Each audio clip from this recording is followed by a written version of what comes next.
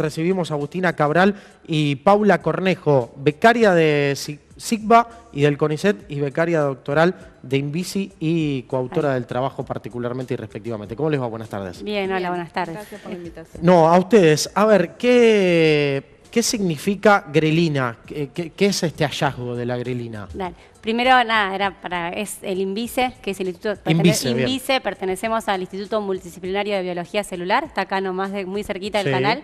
Y las dos, o sea, depende del CONICET y de la SIC y de la Universidad Nacional de La Plata. Bien. Y bueno, y las dos pertenecemos al Laboratorio de Neurofisiología y estudiamos esto que nos estabas preguntando vos, a grelina.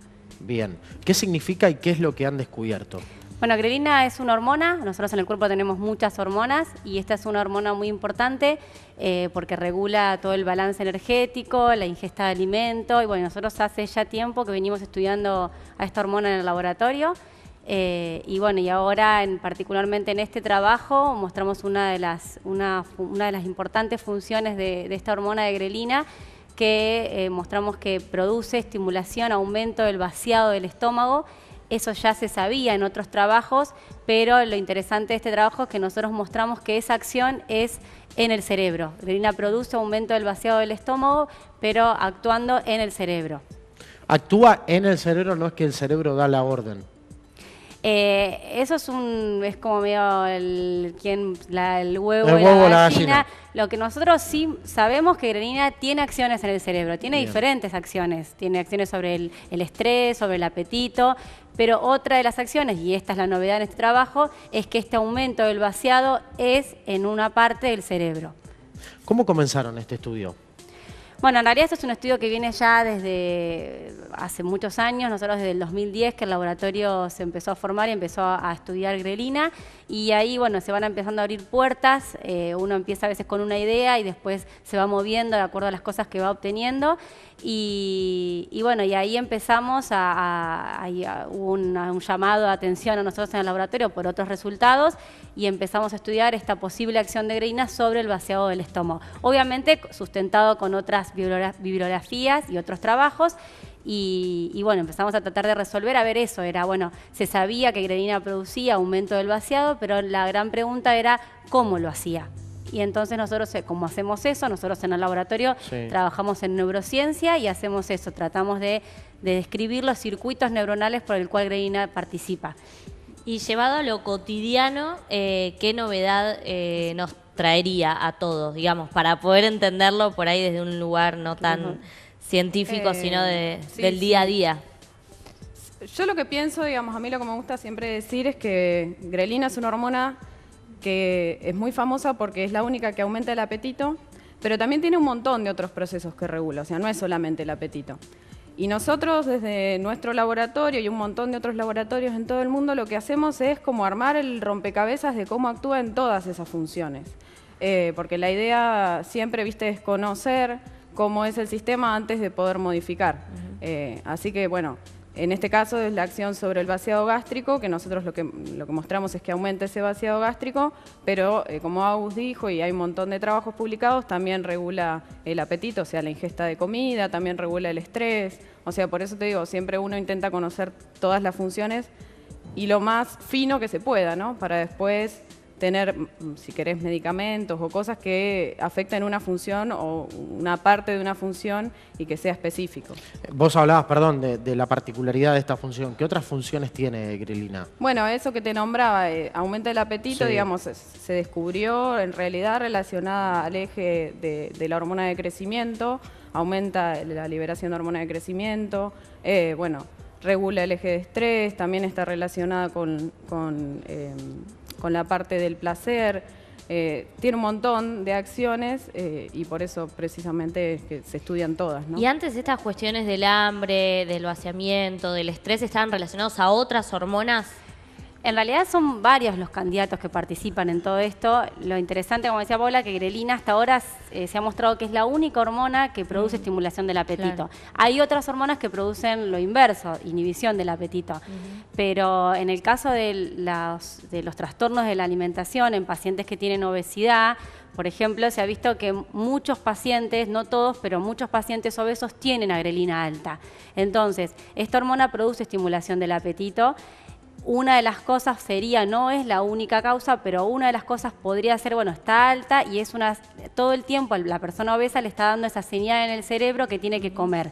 No solamente, y además esa sensación de placer, como recién decía Paula, también la grelina estimula la sensación de placer. Entonces, a la persona obesa estaría esa vía de estimulación por el apetito estaría todo el tiempo estimulada.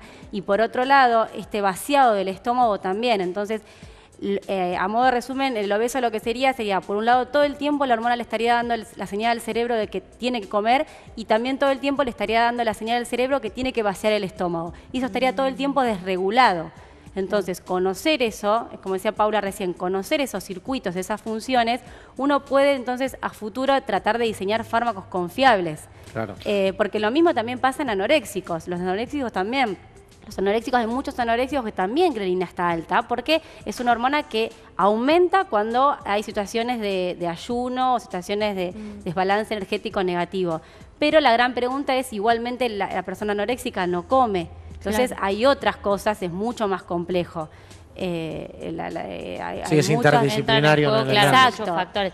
Pero ¿han llegado a determinar ustedes, por ejemplo, si alguna actividad o estado emocional particular produce más de esta hormona? Sí, es una hormona que está íntimamente relacionada con el estrés. El estrés hay diferentes situaciones de estrés.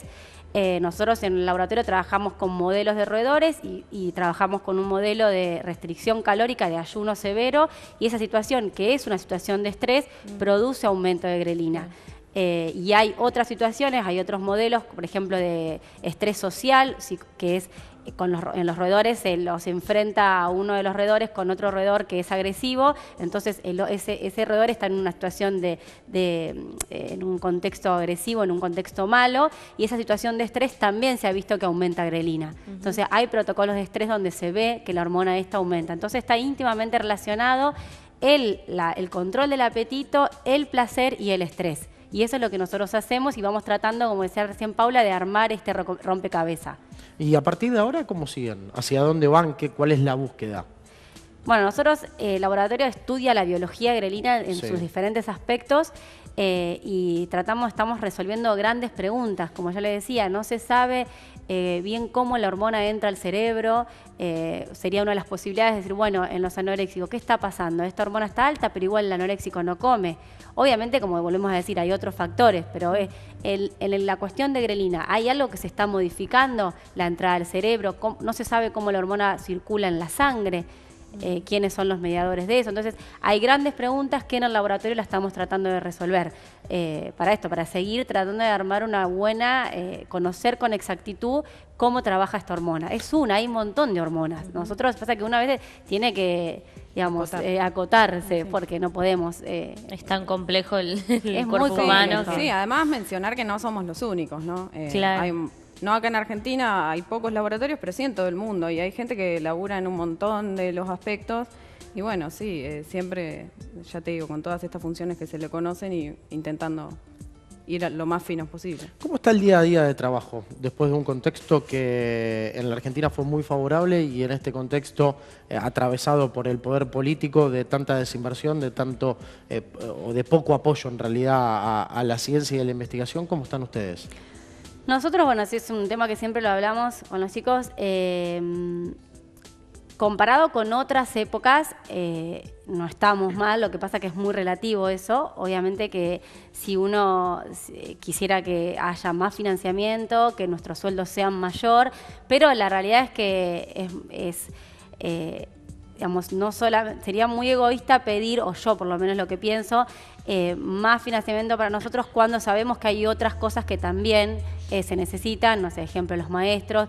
Nosotros trabajamos en una situación precaria, necesitaríamos más, siempre se le dice al argentino que resuelve las cosas con alambre o con lo que hay. Claro. Pero bueno, quizás es un tema bastante amplio, bastante complejo. Quizás yo no soy la persona idónea y no conozco con exactitud para tratar de discutir si realmente deberíamos tener más o menos presupuesto.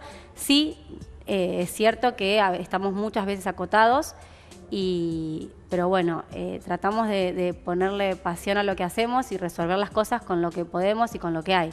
Agustina, Paula, gracias por acercarse, por contarnos. Bueno, gracias a ustedes.